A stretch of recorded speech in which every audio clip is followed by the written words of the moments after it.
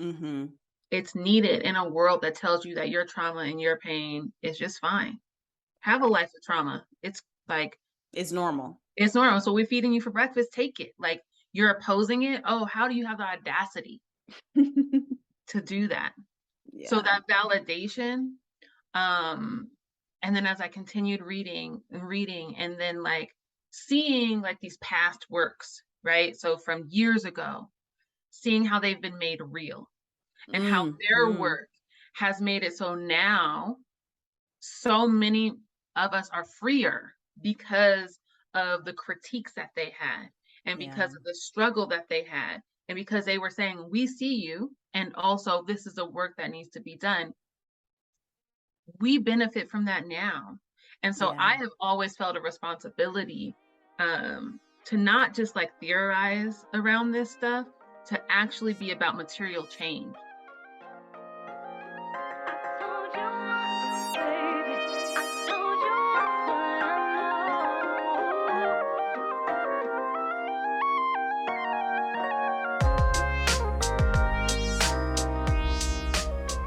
Hey, loved ones, welcome to NEKKID Conversations, a space for you and I to meditate, strategize, and dream of the tools needed to transform into radical selves.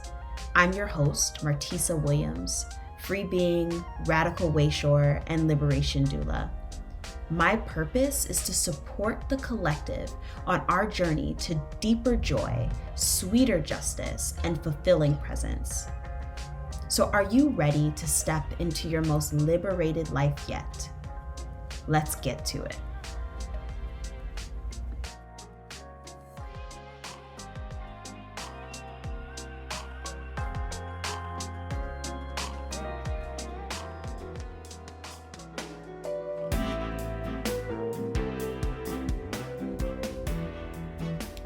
Hi, friends. Over the past year, it has become abundantly clear that our world and our communities are in desperate need of some healing. Between the state-sanctioned murders of dozens of Black and brown folks, to climate catastrophe, to the war on folks with uteruses, and all manner of international nightmares, the way we've always done things is killing us. And in the wake of all of this, many of us have felt hopeless and confused. We sign petitions and donate money and post on Instagram, but that honestly just doesn't feel like enough. For years, I have held the belief that transformed people transform the world. The work of freedom and liberation must be done both from the political side and from the shifting of the individual's heart. And for many years, I've been playing with methods of doing this for myself, working on how to unlearn the oppression that I grew up in, how to stop perpetuating that oppression in the world around me. And out of that inquiry and experimentation came the Toolbox. So the Toolbox is an annual membership packed with the tools I've used to make anti-oppression a daily practice.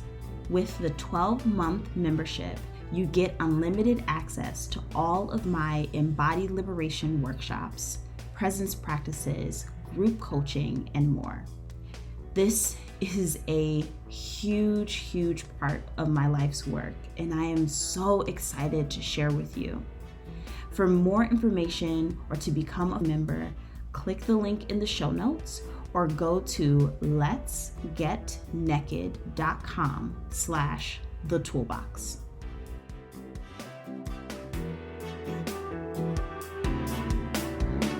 Hello, dear ones. Welcome back to another episode of NEKKID Conversations. I hope you have enjoyed the last couple episodes of this season and am super excited to share with you the interview with Toy Smith today. But before I get into who Toy is and what we talk about in this episode, I just wanted to give you a quick heads up that our monthly books and yoga study group will be happening this Saturday and Sunday. This is November 19th and November 20th that we will be studying together. And this month we are studying A Return to Love, Reflections on the Principles of A Course in Miracles by Marianne Williamson. Every month we dissect another book, mostly by BIPOC authors, and texts that help us integrate or to learn and deepen our understanding of collective liberation. This month we're reading A Return to Love by Marianne Williamson, and this book is really close and near and dear to my heart because Marianne, her work, her words was hugely foundational in growing up for me in my own spiritual lineage. She was actually the pastor of the church that I grew up in, and A Course in Miracles is something that I still study today and has helped formulate my liberation praxis in many, many ways. So if you'd like to join us, if you'd like to read along, I know once this episode goes live, it's only a couple of days to join us, but there is an abridged version of the book on Audible or everywhere you can get audiobooks. But also, if you just want to jump into the conversation, feel free. And if you hear this after the dates have passed, that is totally okay. We are still probably doing books and yoga, and you can find that at our website at letsgetnekkid.com/books-yoga. On that note, I want to introduce our amazing guest for today, Toy Smith, who is a growth and impact strategist whose work centers on doing life, business, and motherhood differently. Toy works with people whose work is countercultural, liberatory, and revolutionary in nature, or people who desire and are committed to moving their work or lives in that direction. I found Toy a few years back. I feel like I've been in Toy's orbit a little bit for a few years, but this year I have been participating in the Spell of Capitalism with her and her partner, Jen Lehman. And it has been amazing. The thing I have loved most about Spell of Capitalism, one, is that you can kind of work on it asynchronously, but also that the level of resources in there to just deepen your understanding of how capitalism works, because that word can be so elusive. It's become more of like a hot topic word, a buzzword these days in these communities. But it's so powerful, and it's really important to understand how our structures work. Before we can go and dismantle the structures, really getting a good grasp on how they work is so important. And what I love about Toy's work and her resources in the Spell of Capitalism is that she shares that with us. And so in this episode with Toy, I had the pleasure of talking with her about her journey through her 20s and how that journey built her liberation praxis. We talked about how we have been split from our knowing. We talk a lot about mothering and mothering as activism, because Toy does so much work with Black single mothers. We talk the difference between what Toy calls motherhood and what she calls mothering. So we talk about the differences between those two. We talk about the truth of mothering, like what that really looks like, and the things that she wished that she had been told before she embarked on this journey. And then we obviously talk about her program, The Spell of Capitalism, and just what it's like to be a thought leader in the age of the internet. So I'm so excited to share this episode with you. I hope you really enjoy it, and I will see you on the other side.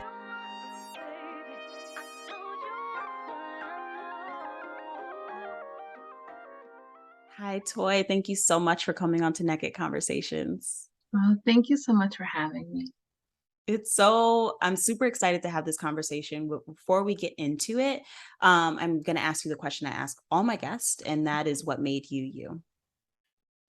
It's such an interesting question. I'm going to go with what made this version of me, because I feel like throughout life, of course, we're so many different versions of ourselves, and we evolve to be different people. So in this version of me, Toy, who is almost 40 years old, I would say that motherhood has shaped a great deal of who I be, my politics, my perspectives and orientations in the world.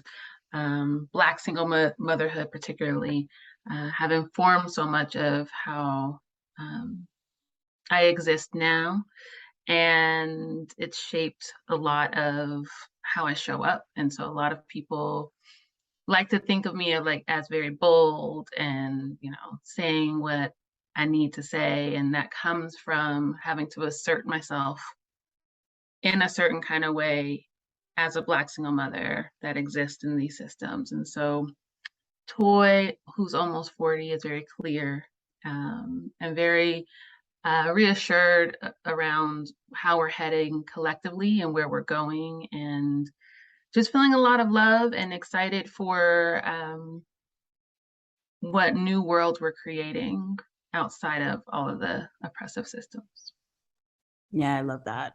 As you were speaking, I was thinking, I'd love to know some of those checkpoints or some of that journey as you got to this version of Toy Mhm. who was clear. Like, Yeah, what was it like being a younger version of yeah. you, specifically before you became a mother? hmm I, I have this conversation a lot with friends because I always say my 20s feel like they were filled with trauma. Like, I feel like when I look back, and that's where I had my kids in my 20s, when I look back at my 20s, I know that girl, but I feel sad because I know like it's such a blur. Like, there's a trauma spell that I was under that started like right when I exited high school, and was trying to like figure out what I wanted to do in the world. Um, and I wouldn't have had the language, of course, back then to call it a trauma spell, but it was essentially like all my decisions were based on abandonment, based on feeling unloved, based on this orientation of the world that just I felt like I wasn't supported. No one was there for me, and like searching for it and reaching for it. And so a lot of my relationships that created my kids were from that, and so they weren't the healthiest. But Mhm. I learned a lot. But that is like part of a checkpoint for me when I look back. My whole 20s were felt very traumatic. Like, I'm very stable now, but my 20s were not that. Mhm. What were some of those tools that you moved through? I mean, I think that that story is so relatable for so many, like Mhm. that the 20s can be this like really big clusterfuck, Yeah, you know? huge. And like, so what were some of the things that helped you move through and past that stage? Like, because there's so much wisdom that you hold now. There was got to be bumps in the way and lessons and tools Oh learned. my gosh. I mean, if I look at my 20s, I feel like I was just going through it. I don't think it was until, so my last son was born when I was 29. Um, and it wasn't until me and his father ended our relationship. So it's about 30. My son was like 1.5. And I had to move back in with my mom. And I had to move back in with my four sons into her 3-bedroom home. And she only had one bedroom that was available for us to be in. And to be like a 30-year-old toy with four kids in in this one room in back in my mom's house. I think it was really at that point where I knew ending that relationship, that was a severance for me from Toy in her 20s. I didn't know what the moves were gonna be, but I knew that like I'm not doing that again. I'm not going Yeah. back to those relationships or doing that. And so being back in my mom's house just forced me to understand that this was a temporary situation that I was in my mom's house, and how did I want to move forward. And so I just kind of made a conscious effort to journal and understand like what the fuck just happened. Like, Yeah. whoa, like we just spent a whole like 10 years going through some shit. What happened? So journaling, and like I would get up before I had to go to work like 5 a.m. and I would read and I would write and I would listen, and I, would just try to be in touch. And there's no therapy, there was no therapist, I couldn't afford any of that stuff. Like, Right. it was really just me with me, and like seeing what was present. Yeah. And in that process, like, how did your current liberation praxis get formed through that? I mean, there are so many moments where I knew things were unjust and I didn't have the language. So one big piece of it was like I had to go to court multiple times for in like in battle with the fathers of my sons. And during like the process of going to court for anybody that's co-parenting or going through any kind of custody shit is like dehumanizing. Like Mm, it's not for anyone. It's not set up to benefit really anyone. It's to benefit the state. They mm, really don't want to be involved and they shouldn't insert themselves into our dynamics, but the way our systems are set up, there's really no other way. And so it was in having to go to court and like having a white judge tell us like you need to do this, you need to do this, like that part of me just felt like why can't we figure it out? But we're so broken. Like why can't we do it? And then having to then have this white authority figure tell us that this is how you're going to structure your family or how you're going to move. And that was a big part for me. Another big thing for me was going to debtor's court. So I got sued for some old um, medical debt. And I had one thing about me is I'm going to read up on some stuff and I'm going to understand before I go somewhere how things work and things like that. And so I knew that this particular company that was suing me was in the wrong. I knew that they were violating some laws related to credit reporting. And so I was going to court like prepared for this battle. And I just witnessed like this big credit company and their attorneys like scaring poor people, mm. scaring them in the courtroom, like just saying like, well, you didn't pay the bill, now we're going to garnish your wages. Or you can set up a payment arrangement or we're going to garnish your wages. And them not understanding their rights and just listening to that made me realize like these systems are just crushing us. And I Yeah. still didn't have the language, but my body could tell. And I went Hmm. into that court hearing and presented, like told them that they were wrong and I won. But there were so many people who were in the waiting room who were just getting bamboozled by these attorneys who were telling them like you don't have any rights. You basically need to set up this payment arrangement or we're garnishing you. And Yeah. and just realizing how stacked against us these systems are. Yeah. I love that you brought out this phenomenon that I experience all the time, which is like when you don't have the language for a thing, but you feel it, you know it. And what's so fascinating about that, I think, especially in like femme bodies and POC Black bodies, Mhm. so much of our knowledge, so much of our understanding is a knowing. Right. You know, like it is a feeling, it's a knowing, it's the way that my body reacts in a situation, it's the way that I am feeling, you know, it's that language that has been told, that has been we've been told doesn't matter, or that is too flaky or can't be relied on, or is like, you know, whatever. And I think that part of the liberation journey, I know for me, has been really digging into that, like understanding and putting stock into my own knowing and Mhm. listening and trusting the knowing of others as well. And I think it's so interesting how so many of us are on one of two paths, where it started where we had a very clear knowing where we weren't detached from that, and then we got the language, Mhm. or maybe and or we're starting from the other standpoint where we had all this language, we had all this knowledge, you know, we did the scholarship route, and now we're moving into our knowing. And I'm kind of interested if you can talk more about your knowing and Mhm. its role in your work. Yeah. I mean, I think it's really important to name what you're saying around like, whiteness splits us. right? So it's above the line, below the line. And my friend Jen always talks about this, like above the line is what whiteness and white supremacy hold to be accurate, moral and valuable, of like, I can think it, I can like not even feeling it, but I can have a thought on it. We can go to school about it.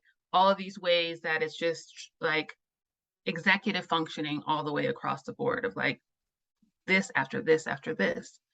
And then there's the below the line, which gets discounted in our culture, which is Mm-hmm. the body, which is intuition, which is knowing, which is spiritual connection, which is nature, which is land, which is all of these holistic ways that we exist as humans gets discounted. And that severance is part of whiteness. And what whiteness did to our people, our lineages, all the way back. So I think for me, my knowing started in my body and in my experiences, right? My connection became when I started reading and when I started, because I went to college, didn't finish. My college degree, like I went to culinary art school and then I went for business management. So I wasn't reading any Angela Davis or bell hooks. I didn't grow up in a hella political family in that way. I live in Denver, Colorado. It's not like we're the, known for all the Black folks that are hella political here. So it's not that I grew up in that. It was really motherhood is what radicalized me. And so when I started like picking apart all of the ways that it was okay for a Black woman to be a single mother. It was okay for us to be shamed, blamed, and guilted. It was okay for us to be a scapegoat. It was okay for us to be harmed. Like for me to personally have those experiences and be like, why doesn't the fuck anyone care? Mm-hmm. Why is it okay?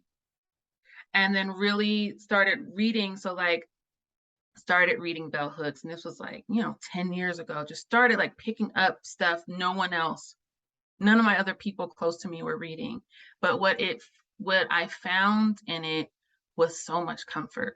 Mm-hmm. Because I was like, yo, this is like not okay. Like I've been in existing where y'all been saying this is how I'm supposed to be okay with it. And I watched my mom as a single mom battle certain things, domestic violence, drug addiction, single motherhood, all of these things, and her not complain, but her fight against it, right? So the dynamic of her trying to figure out why was it happening to her, but not saying it, like she came from a good family and not having those conversations with me. And so I'm looking at myself and looking at her and her story and our story together. Yeah. And I'm looking at her relationships and then my relationships. And I'm like, okay, wait, there's something here. And so then the puzzle pieces of reading Black women and femmes who are like, this is a problem. Yes. Yeah. Here's the language. Here's the critique. Here's what we're struggling against. And me being able to see in that, like, okay, there's language and there's also possibility. Mm-hmm. Mm-hmm. Yeah. I love that part, the language and possibility. I think that I can relate so much. It was in high school when I first picked up For Color Girls Who Have Considered Suicide When the Rainbow Is Enough. And I remember the first time I read that, I was like, oh shit, like there is a whole lineage, right? And like I had awareness of that because I was raised by a single mom, and my village was my grandmother, my aunt, my cousin, who was like the women who really like raised me. And so I had that awareness because I was built in that place. I also had a mom who was like, okay, I'm sending you to white schools, but everything else around you is going to be Black. That's really important. It's like, you're going to get this education that I think is the best for you, but like you've got to understand your history and your culture. And so like my bookshelves as a kid, especially like a toddler, was all Black artists. Like it was all Black books. And I'm blessed to have that. Yeah. But when I remember being a teenager in the middle of like teenage turmoil, Mhm. right? Yeah. And reading for colored girls and being like, oh, I'm not alone in my Mhm. experience. I'm not alone in these big feelings. I'm not alone in the creativity of it all as Yeah. well. And so that was like my starting point, was like, Mhm. I okay, love that. like I start here and then it's bell hooks, then it's Right. Angela Davis, then it's like you fall down this incredible rabbit hole. Yeah. But what I think is so beautiful about studying Black women's work and feminist work and womanism is that what you said is like there's possibility, there's validation, and Yeah. then there's this incredible possibility. And then we get to like build on that canon of work. Yes. Yes, that validation piece is necessary. Mm-hmm. It's needed in a world that tells you that your trauma and your pain is just fine. Have a life of trauma. It's like, It's normal. it's normal. So we're feeding you for breakfast, take it. Like, you're opposing it. Oh, how do you have the audacity to do that?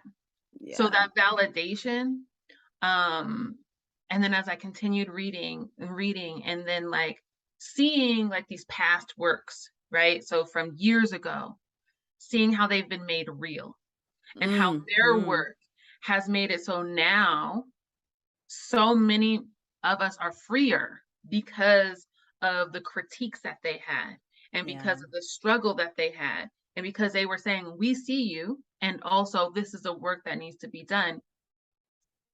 We benefit from that now. And so Yeah. I have always felt a responsibility to not just like theorize around this stuff, to actually be about material change, because I feel like Mm-hmm. that's the piece where we keep it going. Absolutely. Mm. Absolutely. What are some of the ways that you do that? You bring it into the material, the theory Material. into the material. Well, I think the first place it starts is in my home. Mm.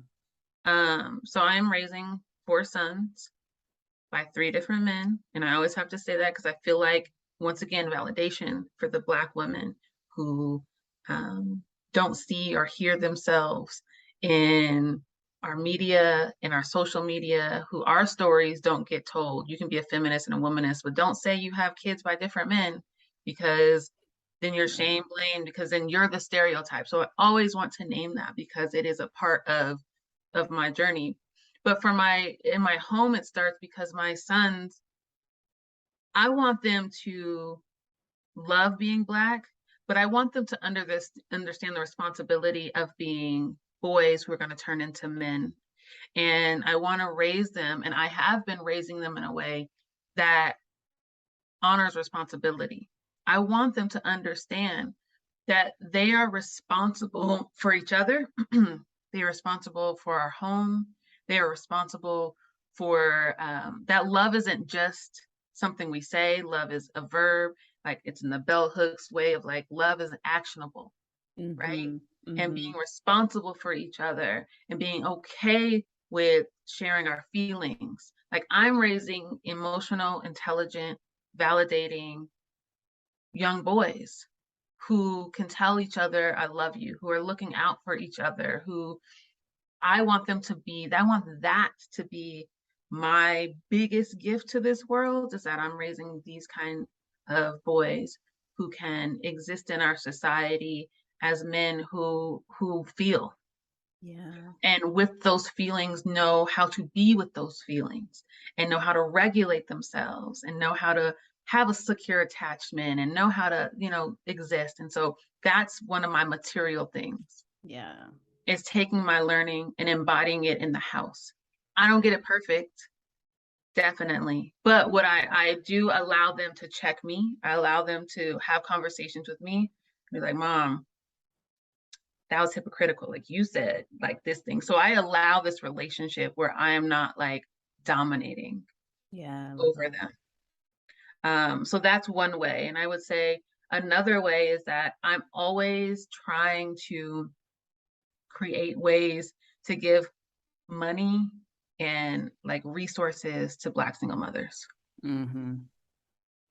Like, I understand my gifts. So I try to use those gifts to call people in to feed material resources and money to the community that I want to be in support of. Yeah. Yes. I love that. Mhm. I am really interested in motherhood as activism. Mhm. Like I am really interested in that. As someone who does not have kids Yeah. and who's someone who does intend to have kids at some point, Mhm. thinking about what that looks like, like what does it look like to like be raising the next generation in not only in service to that individual human and that individual soul, right? But Mhm. also as a collective gift to the Yeah. movement. Yeah. Like, I think that's important. I think that is so important. It's not a conversation that I really see. I don't know. I'm not really in the motherhood space Yeah. because I'm not a mom yet. So it could be, and I'm just missing it. Yeah. But like, I think that's maybe I'm not seeing it for the people who at some point will become mothers, you Mhm. know? Yeah. Yeah. I think mothering and motherhood, because there's a distinction for me, but I think there are some revolutionary mothers who are out here, they're Black women, they're women of color, they're usually poor. Like that's why we don't hear their voices Mm-hmm. a ton. And because I always say like a lot of my work exists in the crevices of motherhood. It takes a lot to have a body of work while you're mothering Mm. because you are mothering, you're caretaking. And and because we know that there isn't a ton of support for moms, even if you're partnered, right? So it's a struggle there. And so I do see motherhood and mothering as a point of activism, as radical and revolutionary. But I think first we have to get truthful about the experience of motherhood for most of us who decide to be mothers. Like Mm. there's not a lot of truthfulness. And when I talk about it, I get a lot of people who are like, I wish someone would have had these conversations with me. I wish that I would have known this because I think a lot of times the conversations around mothering is that it's so beautiful. It is that your life is going to change, and it is. And also, because we exist in these systems, you can lose yourself Mm. and you can not be taken care of, and it becomes a struggle. And so, there's a real conversation that has to happen first where we have to understand that we put so much of the raising of children on women, even if they're partnered. And Mm-hmm. we don't require the same level of care from the men who decide to have kids as well. And so there's a real conversation that I want to have for younger women and femmes who want to weigh the options, Yeah. right? Like you can't make an educated decision around something that no one's being truthful about. Okay. And so we have to have the real conversations first and then be able to say, and also it's revolutionary and it's beautiful and all these things can exist and this other thing exists too. So Yeah. how do we acknowledge that? How are we going to protect the moms? How are we going to support the mothers so that they don't give up so much of themselves that they don't even enjoy mothering, that they Yeah. can't really be a part of it? um yeah, it's a double bind. It's really rocky sometimes.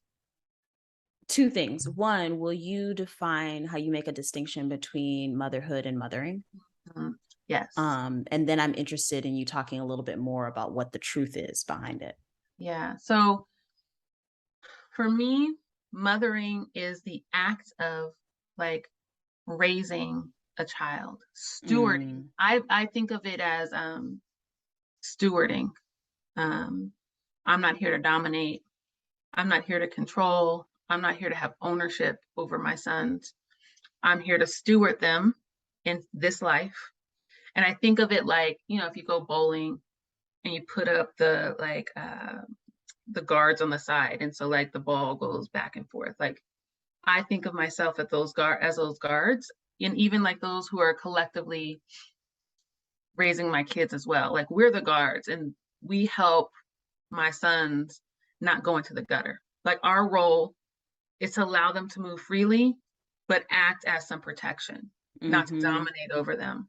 And so Mm-hmm. that's what I think of as mothering, right? It's an act, it's a verb, it's something that you're participating in, like parenting. It's participatory, like we are in it, we are thinking about it, we are conscious, we are collaborating, all the things.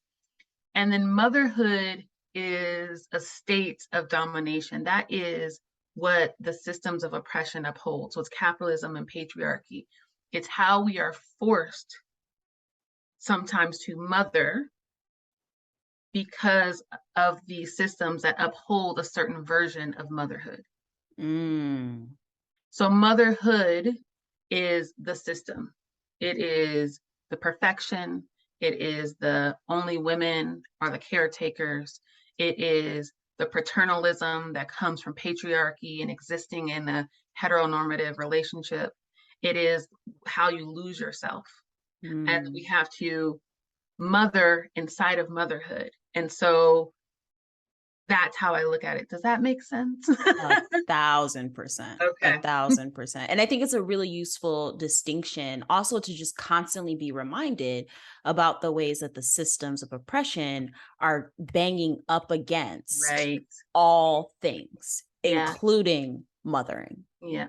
Yeah, that's really interesting. Yep. I love that framework. And yeah, and then I'd love to hear you talk about like what is, like what's the real behind motherhood that doesn't get talked about? I mean, there's so much. There's so much. I mean, I think one of the biggest things is how it will change your dynamics with whoever you're partnered with in raising your kids. You are, when you give birth, you come out a different person. There's a whole study on like what happens to a woman's body, her mind, her cells, just all of it changes. You are a Mhm. different person after the act of giving birth. Mm. And we in our society don't have a space for women to land into that. It is very, because of capitalism and levels of class, levels of privilege, all of the other things, bound up in that. Like, I went back to work with my youngest son after he was 6 weeks old. Mm. And I had to take him to a sitter that I found on Craigslist that I didn't even really know, that I just had to put trust in me and the universe, like, okay, all's gonna be well. Thankfully, it was magical. She was amazing. But I had no business being back to work after 6 weeks, 6 weeks. Yeah. right? And so that part of realizing there are very few institutions or people who understand that transformation that women go through after giving birth. You spent 9 months carrying, you deliver, and now you have this whole new you and a new being. And Mm-hmm. so then you have a relationship that's going to shift too. And how, oh my God, you need more people than less. Like, you need people in your life cooking meals, holding you, holding your kid, honoring the relationship you're in. And Yeah. what we like to do because of the nuclear family is isolate, right? So you don't have a lot of people coming in. You don't have, it's just you, your partner, the baby. And Right. that fractures so much. And so I tell people all the time, and my biggest thing is like, you're gonna need more people than you think. You're gonna need Mm. meal trained, you're gonna need food, you're gonna need your body tended to. I'm talking about body work, aftercare for you, massages. Like, there should exist in that time that you're not working or thinking about work or going back to work, where you're deeply nurtured and cared for. So while we're Mm. thinking of like a baby plan of how the baby comes out into the world, what's the mother plan? How are we going to handle your new body and maybe the trauma that comes from birth? who are the people, excuse me, that we have in place to hold Yeah. that. And if we're not thinking about that, what happens is a lot of women who give birth, they get into motherhood and they're shocked as fuck because they didn't have the space to Yeah. even figure out what's there. And so I would say that's the biggest thing for me, is that we're not told about how much of a change it is from who you were. It's like walking through a door. Like, you are a different person. It's like hopping on a plane in one state, getting off in another, because Mm. it's different Mm. and you need gentleness with that. Yeah. Did you feel that with every pregnancy and with every child? Yes. Yeah. I think um what hit me, I knew I wasn't in healthy relationships, but when it was like me, I'm like, okay, like I can handle certain things. Yeah. But then when, like with my youngest son, when he was born, I was like, oh no, this really is not healthy, Mm. because you realize, you know, how much you're not taken care of or how much inconsistency there is. Um, and I didn't have a ton of support. So if, you know, if anything, if I would have had more support, I think there would have been less trauma. But I did feel it in my body, knowing that I'm someone different. Your body shifts, you know, just like all of the physical, mental things. And if you don't have someone around telling you that's normal, that's where some of that postpartum, those feelings come up, because you're like, I don't, they made it look so easy. No one told me Yeah. this thing. And so I did feel it every time. Yeah. Yeah. Yeah, that's so interesting.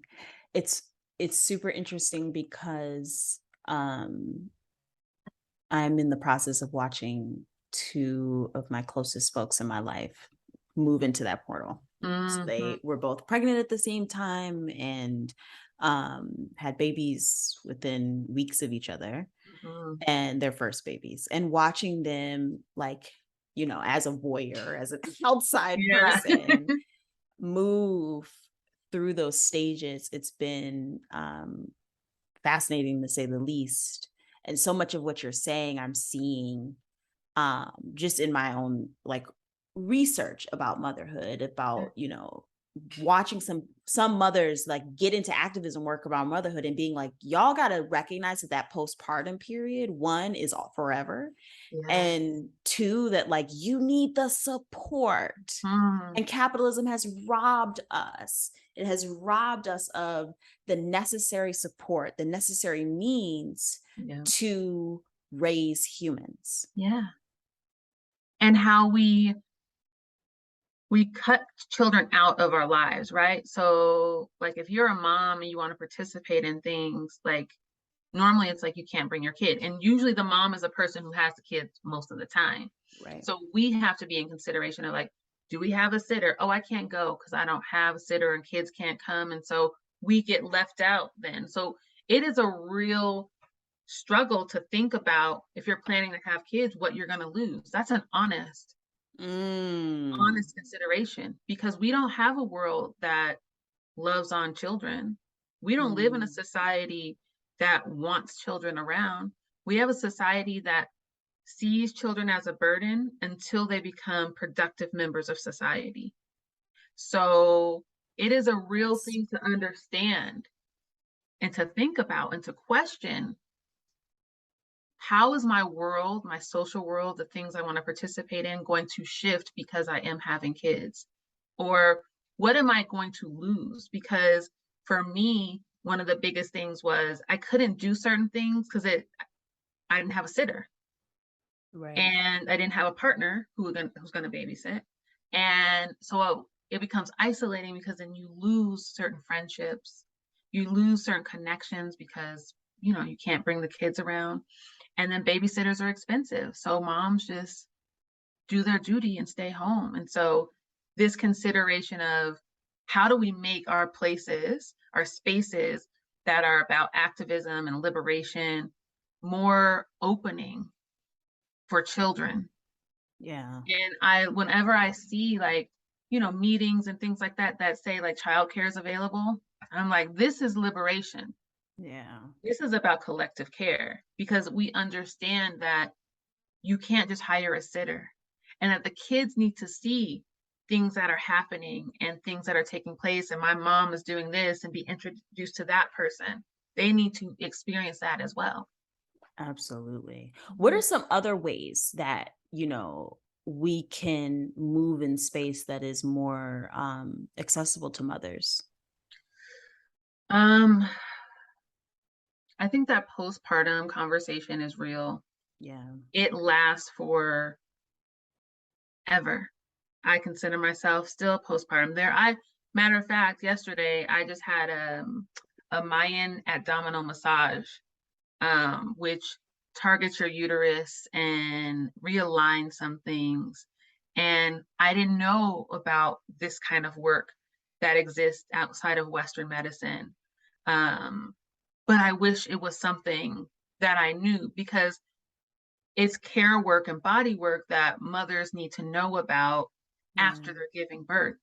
And so many Black women who decide to become mothers don't know about this. So I would say like opening it up so Black women and those who are deciding to have kids understand like these are options for you. A doula, a midwife, like someone to have conversations with after body work, Mhm. like Mhm.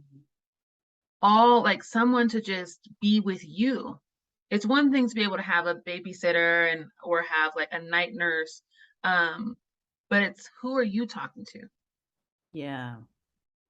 Who is mirroring back to you that things you are feeling are truthful? Who's holding the thread around how you are through this? And so creating those kind of spaces for moms, um, and flexibility. I think a lot of time in my spaces, like I always say, the kids are involved, even if they're virtual. Like if your kid pops in, you don't have to say what women will do a lot of times, like, oh my gosh, I'm so sorry. Right. I'm so Right. sorry that, oh, I have to go. I can't come because of the baby. Bring the baby. Yeah. Like, we have to get used to babies crying, babies interrupting, kids running up. Like, it's fine. So taking away that shame and that guilt that women have for being unprofessional because their kids are in the space. Like we have to do away with some of that, especially with how the world is shifting and how we're working and people are home. Yeah. Like we have to integrate the kids more. And like my sons know everyone. Like they'll come in like, oh, is that such and such? Come in and say hi Yeah. because they understand that like I said, my work exists in the crevices of motherhood. So while I may have closed my door and put on my light that says I'm working, if some shit hits the fan, like I have to step out or they have to step in. So Right. making it taking away the blame and the guilt and the shame around being mothers and what that means. That means it's messy, it's unpredictable, it's inconvenient for those of us who like to be scheduled and professional and all those things. Yeah. Um, just allowing a little bit more room. Yeah. I Yeah. love that. I love that. It feels very anti-capitalist to me. Mm-hmm. Like to be like, yeah, I'm human. Like I get Yes, to be right. human. I get to be human, which means that I may have a child. Yeah. And that child gets to be human and they have to like, something hits the fan, they gotta come in. I think that there's so many ways that we have been taught through the systems of oppression Mhm. to bind ourselves, bind our Yes. minds, bind our bodies, bind our experience Yes. so that it can fit in a very specific box and be, okay for the next person who's also extremely bound up, Mm-hmm. you know? And Yeah. that they're bound up. Yeah. How when we start sharing our stories, how again it validates and liberates people. Whenever Mhm. I say like I'm a Black single mom, I have 4 kids, by 3 different men. Yeah. The women that are like, yo, you saying that? I'm like, I am. You Yeah. can say it too, sis. You can. Like, my motherhood isn't invalidated. Your motherhood isn't invalidated just because it doesn't exist or fit into the boxes Yeah. of tradition, which are, when we think about tradition, can be linked to oppression. So, like, what? You have Yes. to speak the thing Yes.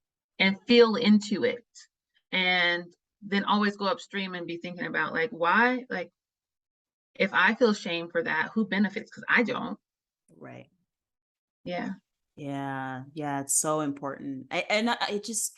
I feel like when we speak our truth, when we speak what is real and alive for us, Mhm. it not only invites people who are the same, right? But it also invites folks that maybe don't identify to be like, oh, that's possible. Yeah. Like, that's possible. That's right. It's okay. It's good. Like, everyone's invited to the table. Like, to remember that Mhm. life isn't a fucking monolith, that motherhood Right. isn't a monolith. Yeah. Yeah. And like to question our own maybe bias about what we thought should have been and shouldn't have been, Mhm. And where we got that from. and where we got it from. Yeah. Yeah. Yeah, I love that.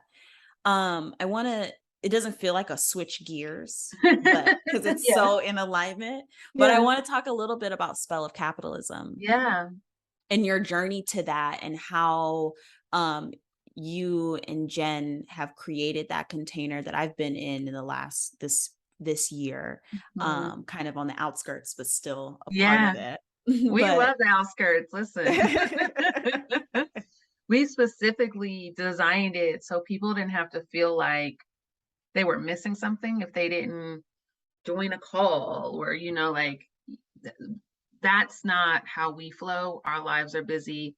So we were like, let's design it for the people who want the information, who want to understand, but can't do all the things. So the yeah, outskirts is perfect. But oh, I mean, my journey into deeply understanding capitalism, oh, where did it start? I think it really started, I think there's a lot of points actually, but one that I talk about often is the last job that I had was, I was working over, the holidays, so between Christmas and New Year's, and the office was like really empty, like all the execs, and I was in HR, so like all the execs were gone, no one was really in the office, and I had dropped my sons off at daycare, and I was driving to the light rail here, which was like the train to get downtown.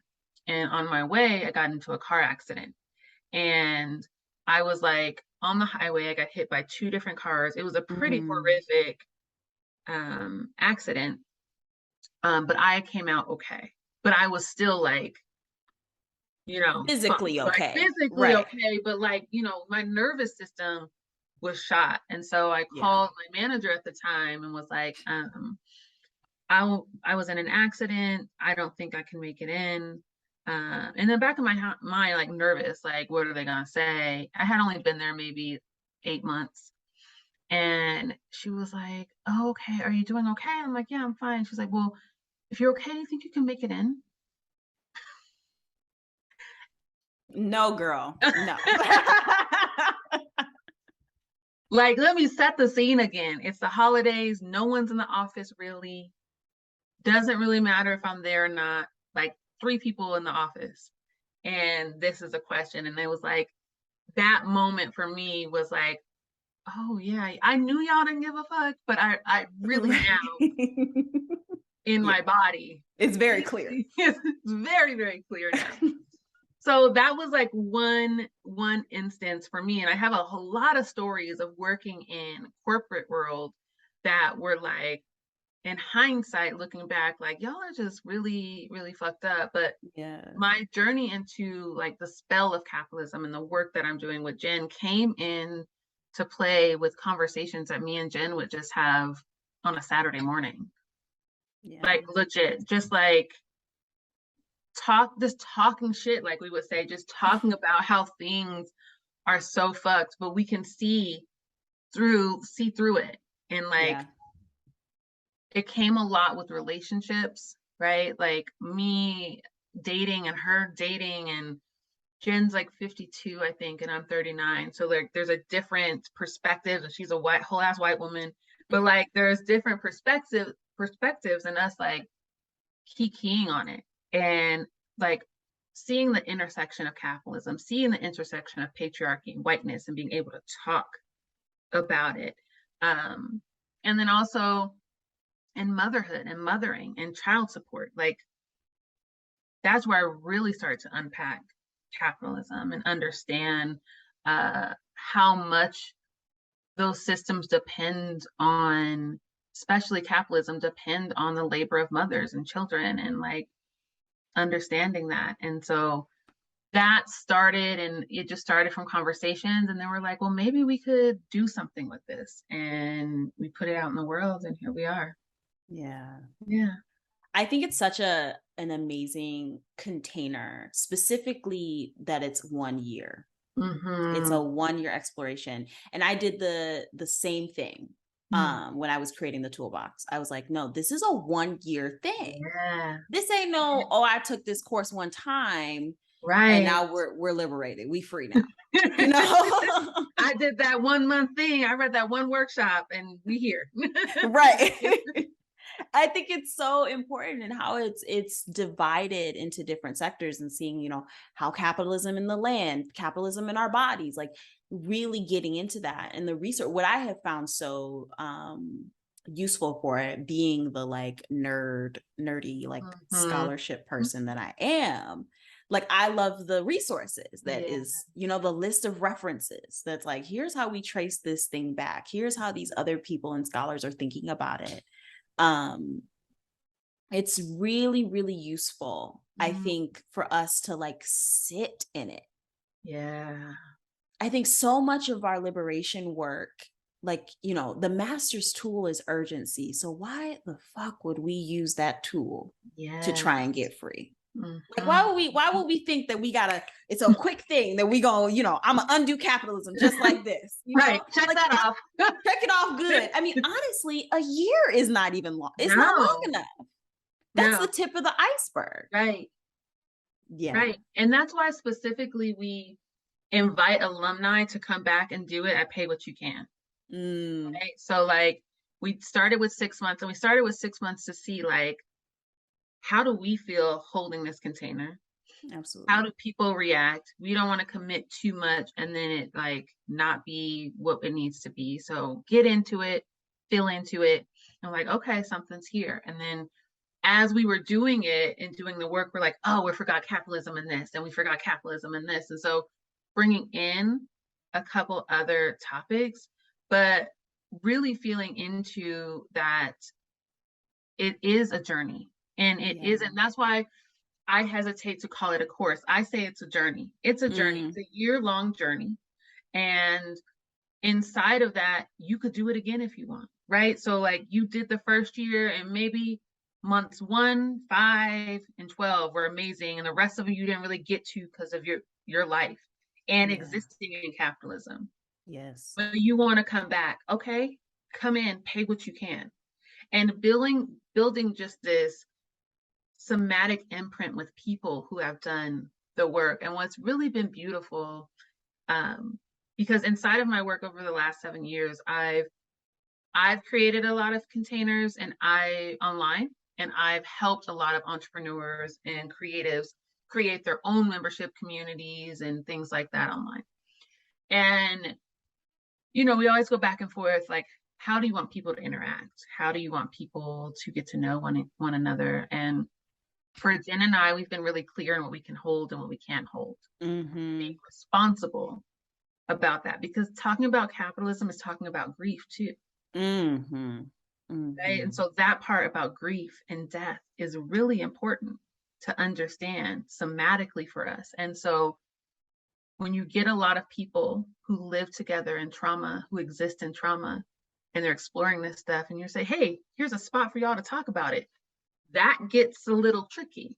And Yeah. so we've been really conscious of that. But what has come up as we've been doing it, the first iteration and now the second iteration, is that those who have done it a second time or who have been really into it this time, they formed their own thing. They created their own WhatsApp group. They decided that, like, we see each other on these calls. Let's get together. Let's talk about it. Let's have our own Zoom meeting. And that's the emergent process of Yeah. liberation that we want to see. And that Yeah. feels good, especially when talking about something like capitalism. Absolutely. That's Yeah. cool that that's happening. And I think that happens in so many liberation spaces. And Yeah. that's exactly the point, you know. Yes. That's exactly the point. Mhm. Yeah. I love, love, love that. I think, you know, honestly, listeners, like, really check out, and I'm not saying this just because like Toys on, I'm saying this because I've been in spell of capitalism for 8 months at this point, you know, like, Mhm. and it has helped, you know, clarify my own praxis around it, you know, and help like there's so many, I think it goes back to that knowing. It's like Yeah. when you start like digging into the scholarship, you recognize that you were not ever alone. You're not the first one that had that thought, had that experience. Like that's it.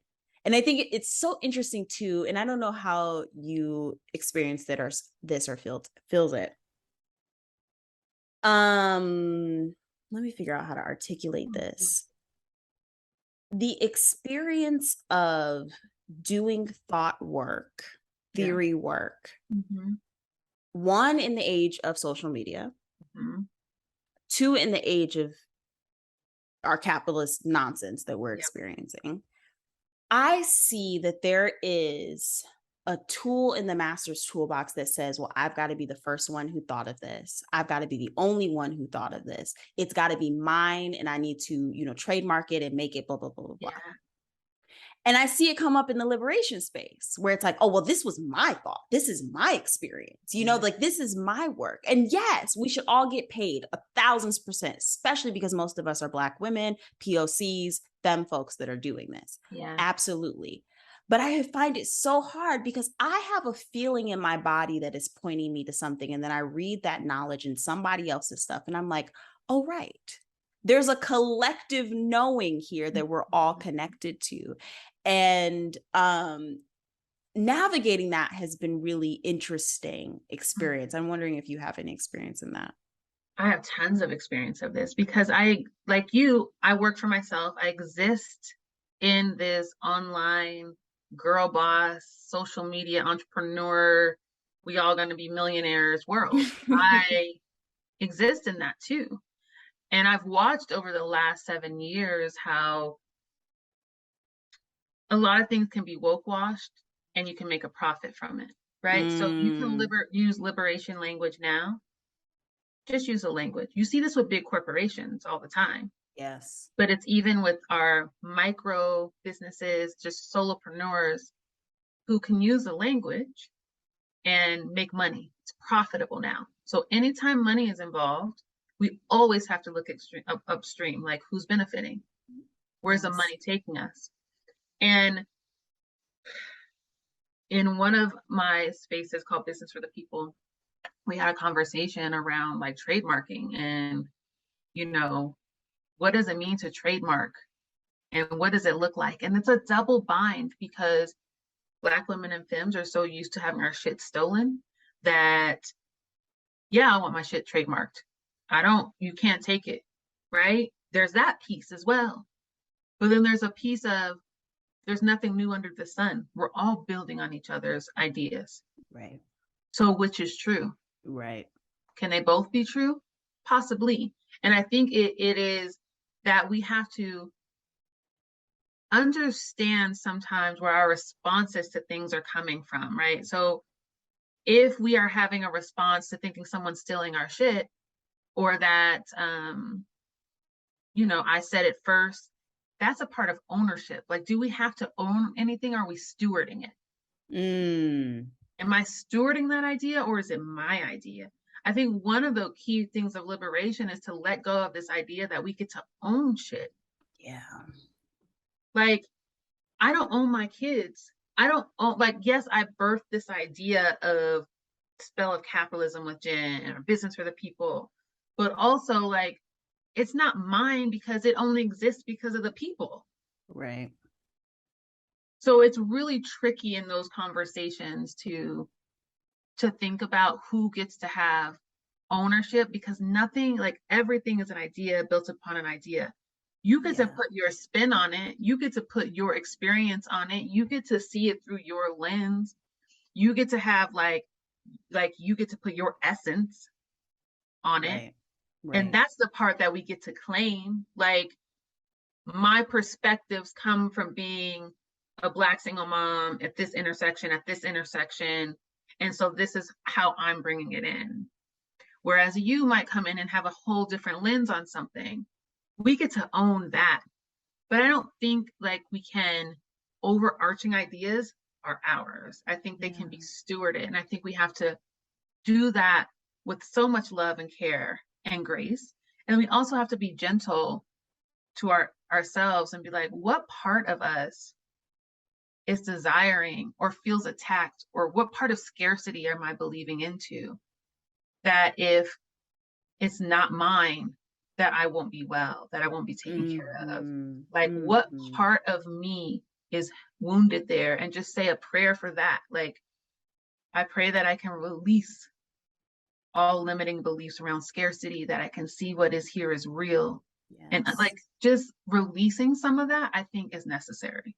Yeah. I love that you're speaking to that.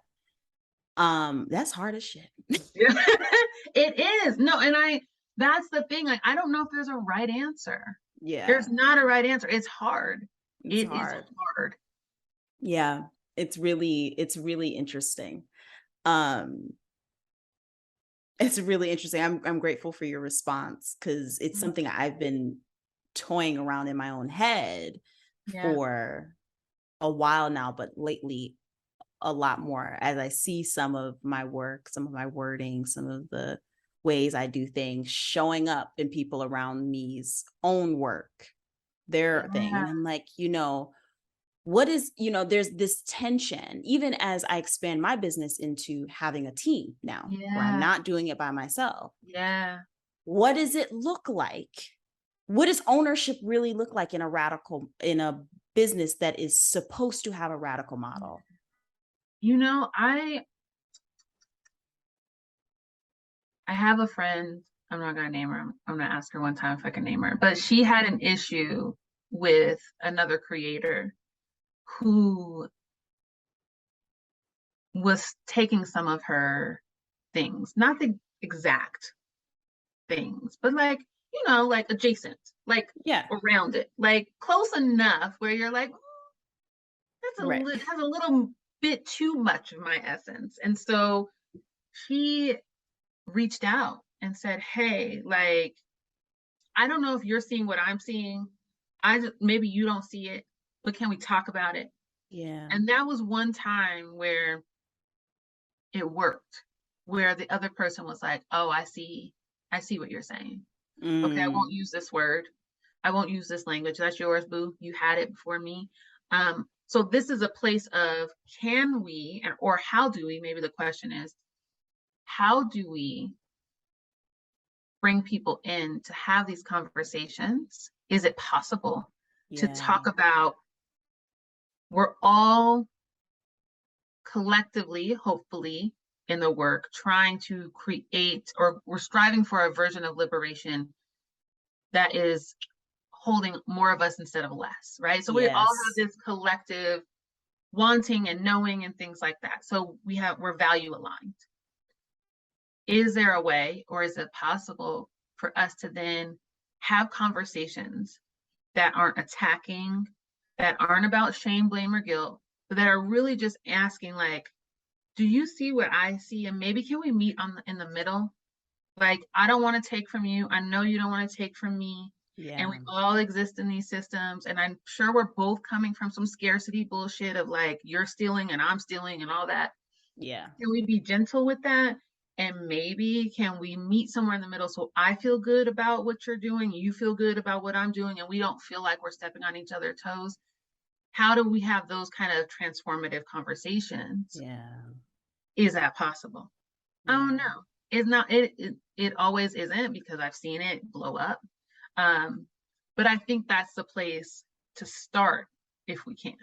Yeah. I mean, that is good. It is good. Thank you for Yeah. being in that inquiry with me. Yeah. As we wrap up here, I want to ask, what is going on in your world that people can support, and how can they support what you've got going on? I feel like I always have 12 million things going on. List them. Always. But one thing I'm working on right now is a project called Loving Black Single Mothers. And it's an initiative that has had many different iterations over the years. But in this current iteration, we are going to be stewarding $5,000 per month for a group of 10 Black single mothers that they'll get for a year. And with no rules, no regulations, they'll get $5,000 to do and be with and support their family as they need to. So that's one of the projects that I'm currently working on right now. So I have an advisory circle, and we are in the stages of just dotting our I's and crossing our T's and making sure that legally our entity is correct, tax-wise, that we ain't gonna get in trouble, and doing all that. So that's like part of a lot of the work that I'm doing, and I'm going to be pointing people to come like the end of this year and then into 2023. So you'll see like a lighter version of it, which I did last year during the holiday time, of getting $500 a month to Black single moms over the holidays. So that will be coming up as we enter the 2022 holiday season.